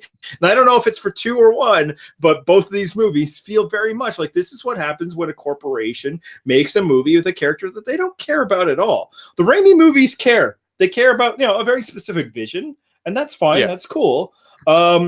Obviously, and then these movies don't care at all. So Spider-Man is just a thing they own that A, they hopefully can make money off of, but B, they don't want their corporate rival to make money off of, or at the very least C, if their corporate rival is going to make some money off of it, they're going to have to get to the negotiating table, and we're going to hold the greater hand of stakes. And that one backfired spectacularly. And that's what a lot of superhero movies were. That's what most of them, besides the Raimi and to a degree the Fox X-Men, although plenty of them were that. It's just like, give me this money. I want this money. And that's why Marvel existed and started making their own movies. Because, well, for one, they wanted to make their own money. But B, it's like, we got to stop people from messing these things up. It's screwing our brand, man. And our comic sales. But I mean, those were in the toilet anyway. But it's like, we're never going to get any more if this is what people think of as Spider-Man. Let's get to number 5. Yeah, I have The Amazing Spider-Man. I do as well now that I've watched. Oh, yes. So here's my problem with The Amazing Spider-Man. It doesn't have all of the problems that The Amazing Spider-Man 2 has, because very few do, because I was just like this jigsaw puzzle of garbage. But what it does have is it has this kind of like emotionalist, joyless like thing. Like everyone's like, oh, this is like a quippier Spider-Man. Like that's what we were looking for. Only he's like he's an a-hole. Yeah, he's an a-hole. And it's not like he's like the kind of like, you know, fun a-hole that you hang around with. Like this guy's just a bully, you know, like I hate the way Andrew Garfield plays this character. I hate it. The only thing I like about this franchise is Emma Stone. And like, you know, I mean, and yeah, she's great. She's great. But like, I hate the way they depict him swinging from building to building. I think it has no joy to it. I hate Dennis Leary's weird cop father character. Like, I think that's a terrible idea. And I hate the fact they spend so much of the movies being like, well, not only are we going to retell the Uncle Ben story, but we're going to add in another tragic past with his parents. Who cares? Yeah, and so much about this movie is, okay, we have to make a Spider-Man movie or we lose it. And, you know, we burned the other one. The other one got roasted to the ground because Spider-Man 3 is not good, and same Raimi was done. Tobey Maguire was... Well, Raimi actually wasn't done. Raimi was working on Spider-Man 4 up until 2010. And they had most of the script. They were still working on it, and then he bowed out at some point because they couldn't like finish off the script in a way that made him happy. And they basically did The Amazing Spider-Man super quick because it released in 2012, and Raimi bowed out in like 2010. Yeah. Now, sometimes people make movies in concert, and like, this happens a lot in superhero news sites. Like, you know, all these different X-Men movies are in production, or they're developing. None of those movies will ever exist. Yeah. The only ones that might exist are the ones that have already been filmed. But anyway, but yeah, it's just to show they needed to do that. But and then they're very conscious. It's like, we're not going to be your, you know, dad's Spider-Man. We're going to do all these things different, you know? So yeah, we're going to, this is going to be different. So it's like, what's going to be different? We got to focus on his parents. And I want to be clear that like, that's actually a thing that has happened in comics from what I've heard about. I didn't read them, but more modern. Because, you know, when you publish a story, maybe 3 every month, you have to go back to different kind of wells and stuff. So, you know, his parents might have been something more than just non-existent, was a story developed, so it has a place. But again, it's just like, okay, so grim thing with the parents, grim thing with, you know, Uncle Ben, grim thing with girlfriend's parents, which again, the death of Captain Stacy is a story. Is a side note for both this and the other movie. Just because your character died in an ongoing series of 60 years of comics doesn't mean you gotta just go into your movie feeling like, I gotta kill him. I gotta kill him now. Now, I'm not mourning the death of Captain Stacy, but as you say, the thing that I responded to The Amazing Spider-Man, the thing that why I felt like it was all right, like that it was like a decent start to maybe like improve upon if they were going to make Spider-Man movies. I felt when I watched this the first time, I want to be clear that, okay, this could be something, was Emma Stone. Emma Stone just exudes such, excitement and frankly chemistry to the point where like I even liked Andrew Garfield when he wasn't Spider-Man, because when he was with her, actually, I should. Yeah, I was gonna say, because when he's not with her, he's stalking her, and then he's just super creepy and weird. Yeah, but like their little flirtation, like in school and stuff, that's a good scene. I feel that was good. Yeah, that was good. I like that when that happened. When you get those two actors on the screen together, it actually works because again, she's very good. It's when they're not on screen together that this movie doesn't work. So that's what the only thing this franchise has going for it is they, lucked into an actress who was super hot, by the way. And I don't mean like, in the, attractiveness, but also that. But like, as a star, she keeps rising. They have her under contract and they freaking kill her. What the hell are you thinking? Oh man. And it's like, okay, everybody, who's a comic fan knows that like, Gwen Stacy died once. Now, A, you just don't have to do it. 2, she didn't die in issue 2, man. You can, milk that for a bit and at least build a movie out of it instead of 5 minutes. Like, you had the same reaction that I did. Like, when they start going that way, it's like, okay, they're going to do the fake out. Like, what? They actually killed her? Like this? What is wrong with you? I don't know, man. They were not thinking.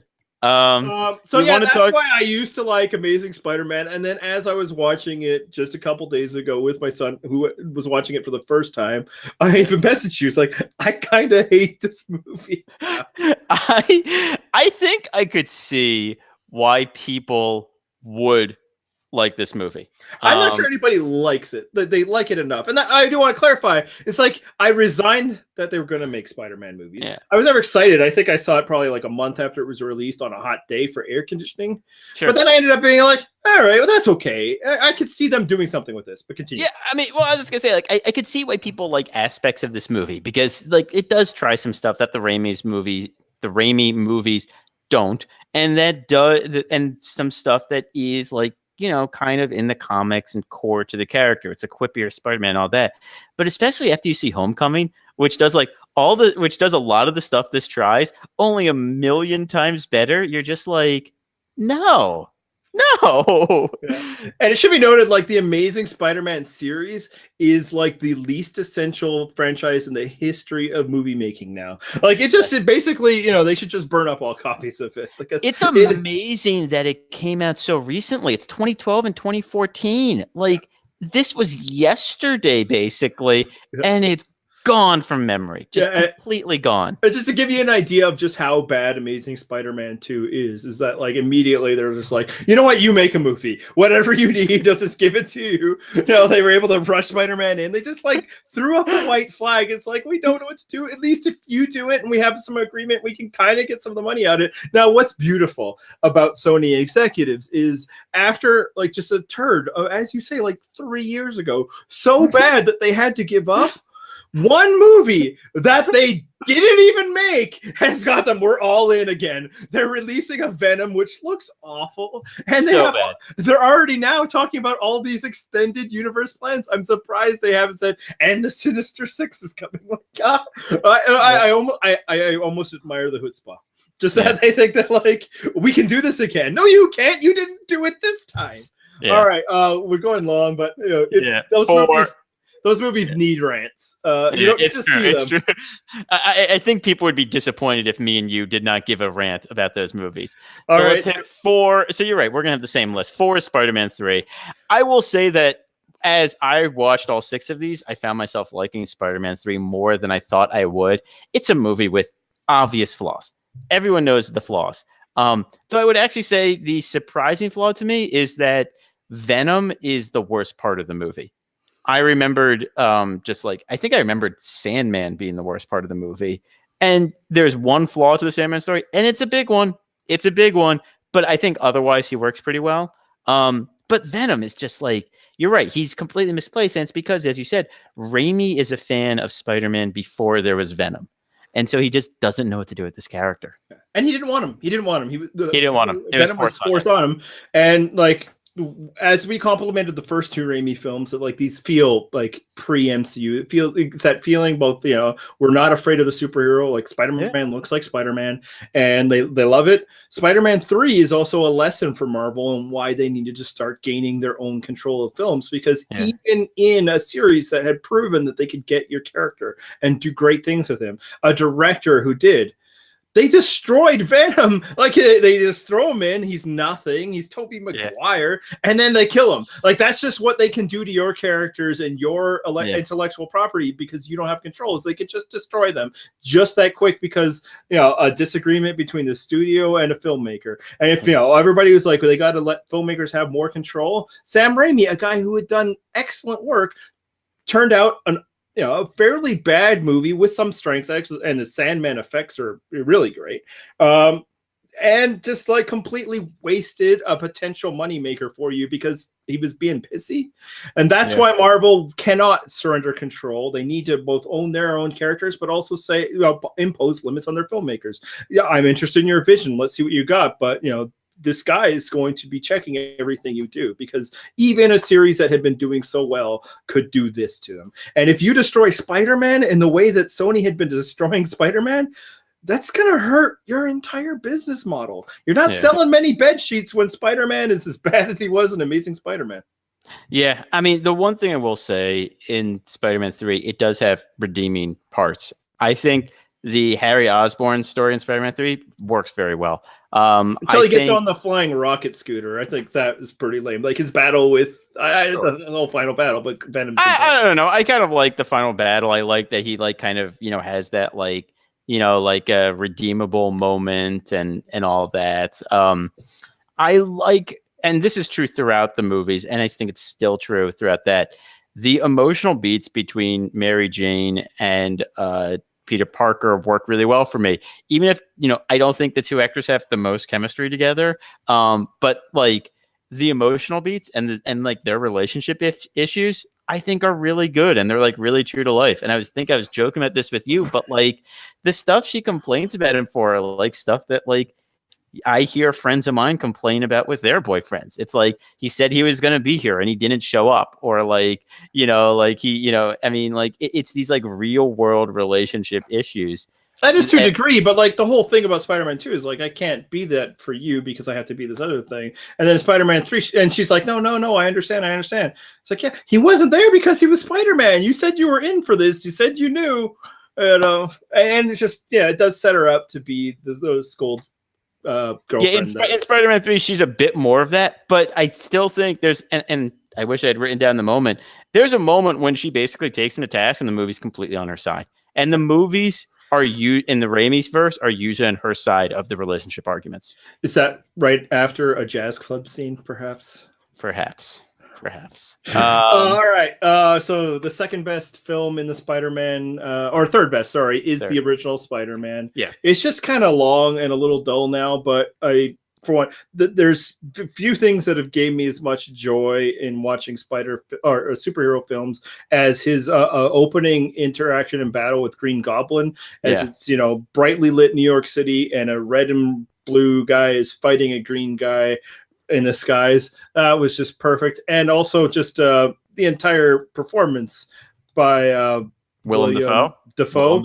Yeah. He's so great. He's so great. He's just given her, which is pitch perfect for the tone of the movie. And it's also just kind of shows that like, that's what you need. You need actors that aren't going to be embarrassed by this stuff.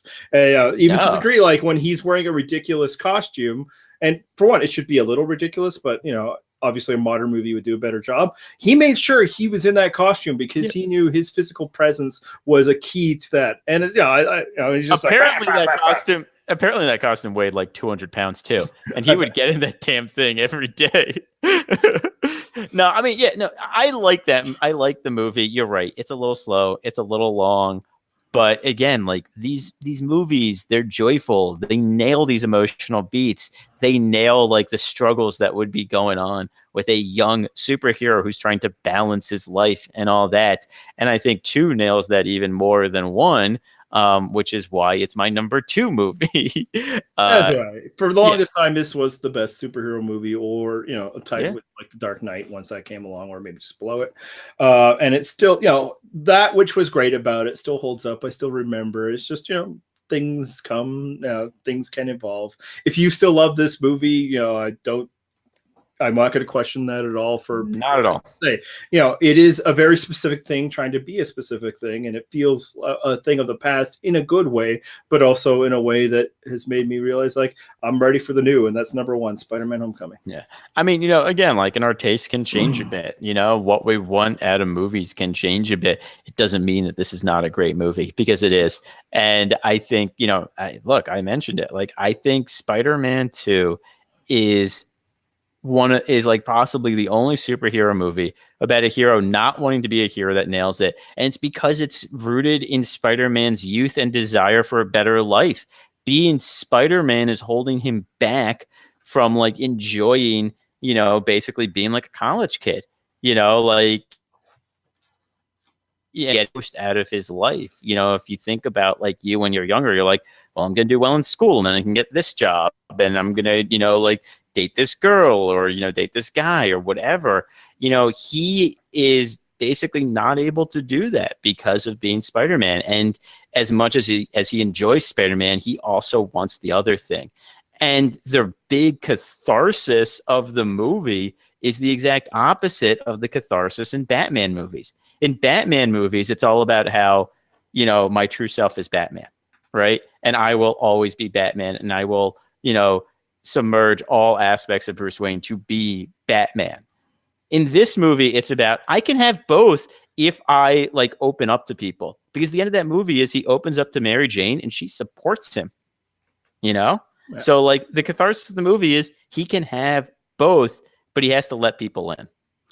Also, the train sequence with Doc Ock is still one of the best. Oh, that's so good. Sequences in all superhero movies. You know what? The other one I really love in this movie is I love the building fight scene they have where they're up the building and, like, he's throwing literal bags of money. He's throwing bags of money, and he has Aunt May, and it's Spider-Man keep trying to save Aunt May, and Doc Ock, like trying to like throw parts of the building at him. Like, that's a great scene, like, because they're both just hanging on the side of a building. Like, that's I love and this I movie. brought up the ridiculous moment, but again, that just harkens back, like, this is a Silver Age tale he's trying to tell. That's the story. That's why Aunt May pays a kid $5 to do all of her moving, because they don't understand how money works. Right. I mean, and also, like, these movies love New York so much, and New York loves Spider-Man in these movies so much. And I love that aspect of them.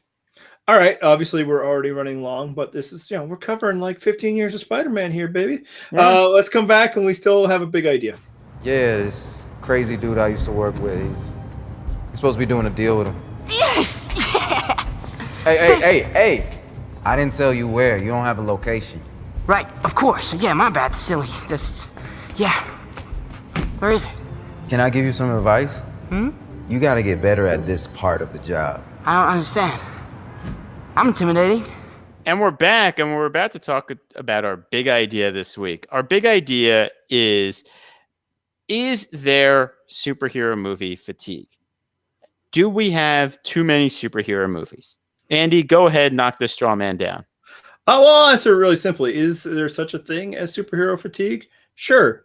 Among movie critics, and that's it. No other significant population exists, and I have verifiable proof of that, in that the movies keep making more and more money than they ever did before. So sure, look, and anybody's out there, I got a little tired of movies, or I have a friend who's tired of it. Yeah, okay, cool.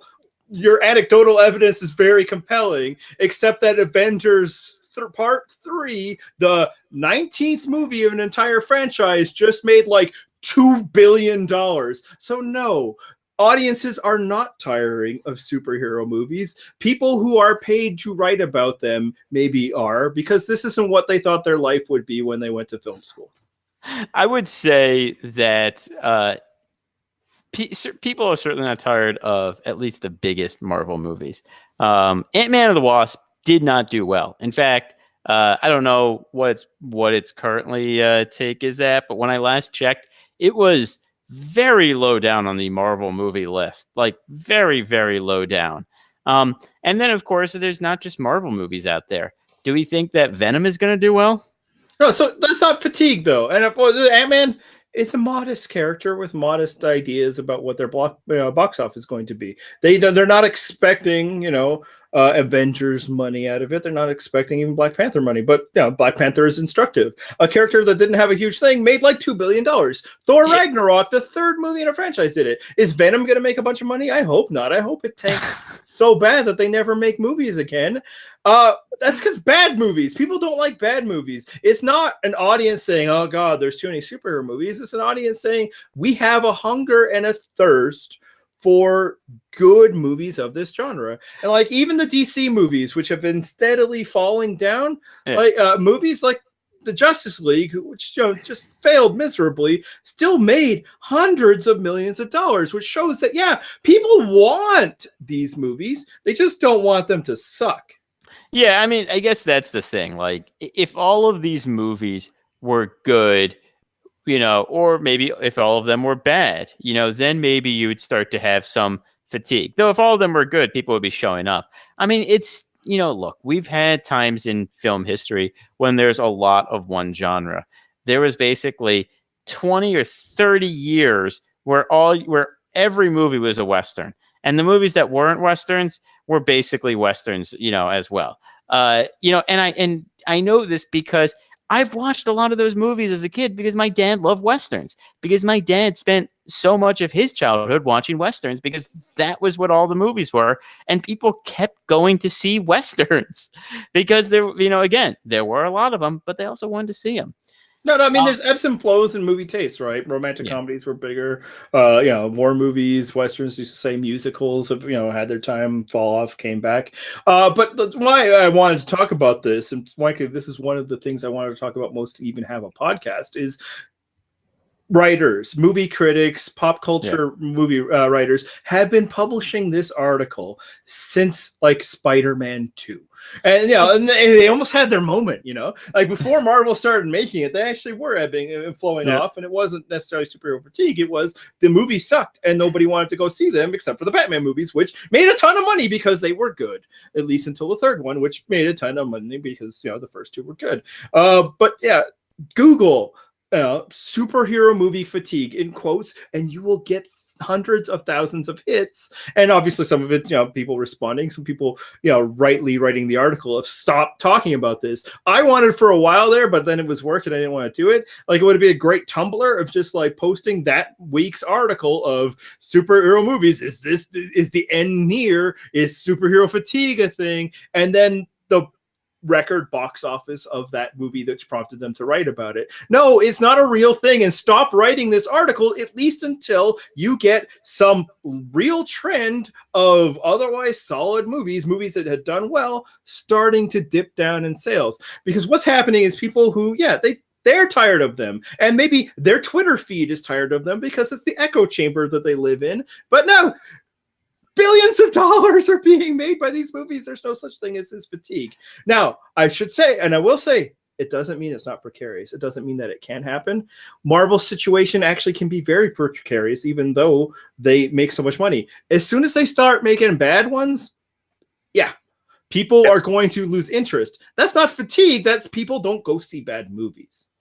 So, because while you were talking, I took the opportunity to Google superhero fatigue in quotes. 189,000 results. These are some of the choice headlines. After Deadpool 2, it's official, superhero fatigue has set in. Deadpool, a character that was an R-rated movie that like nobody grew up with. That most people, or I shouldn't say nobody, very few people like my age or older grew up with.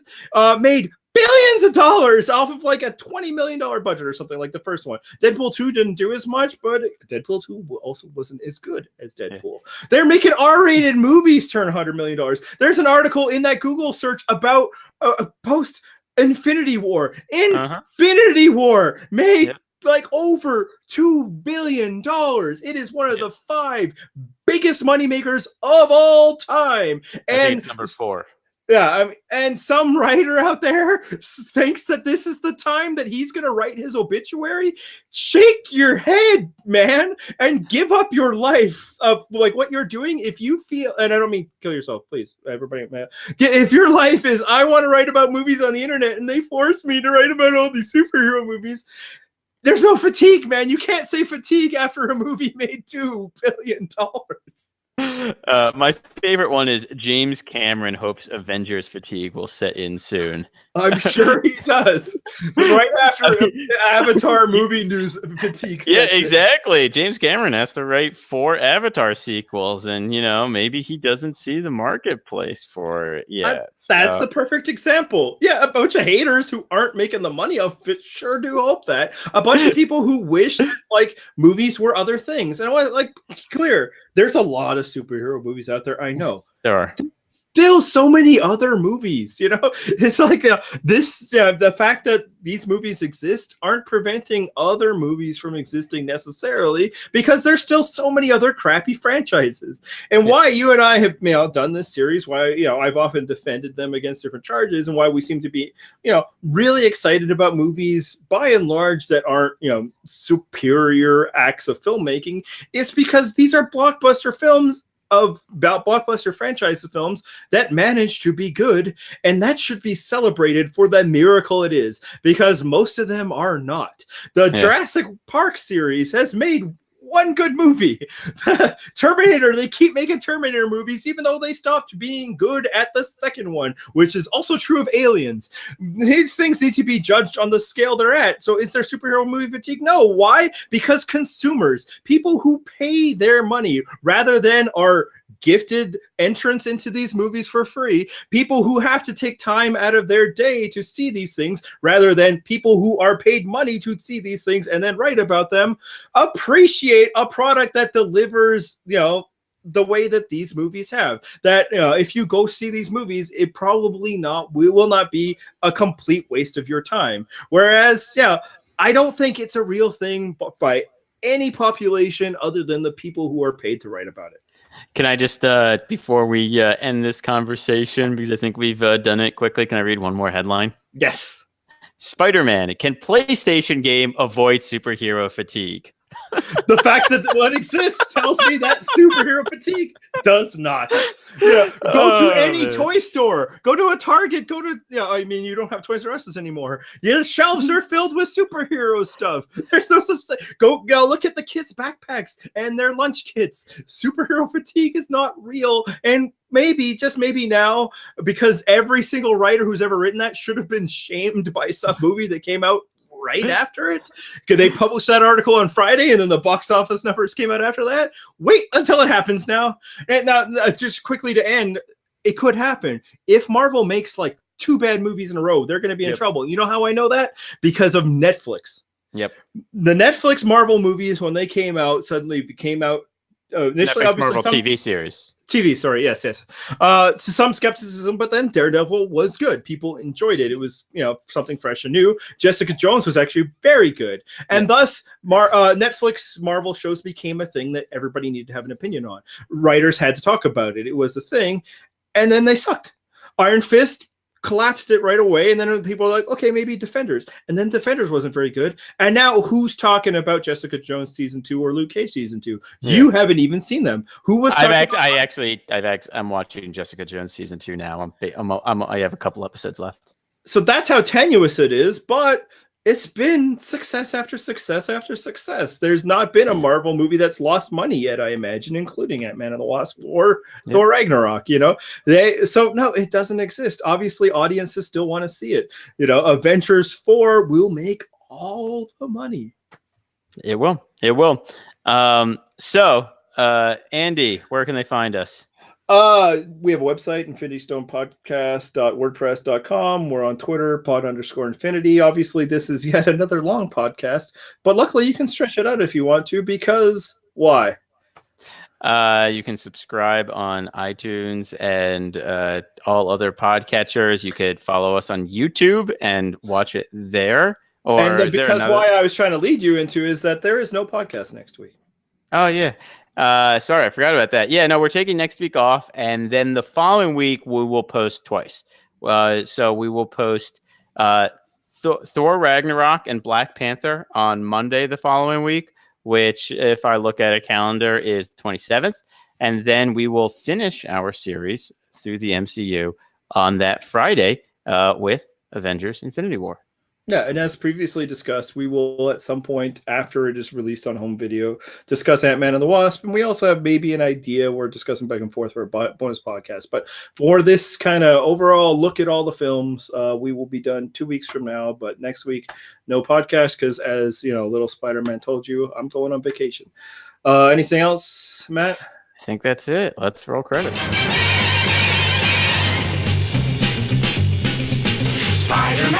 Spider-Man does whatever a spider can. Spins a web any size, catches thieves just like flies. Look out, here comes the Spider-Man. Is he strong? Listen, bud, he's got radioactive blood. Can he swing from a thread? Take a look overhead. Hey there goes the Spider-Man. In the chill of night, at the scene of a crime, like a streak of light, he arrives just in time. Spider-Man, Spider-Man, friendly neighborhood Spider-Man. Wealth and fame, he's ignored. Action is his reward to him. Life is a great big hang-up. Wherever there's a hang-up, you'll find the Spider-Man. So, you decided to watch 10 episodes of two random yahoos talk about comic book movies. Hi, I'm Matt, and today I want to talk to you about priorities. It's important to have priorities in life. Some people prioritize family. Some people prioritize work. And then some other people prioritize listening to two random guys argue about Marvel movies. Which do you want to be?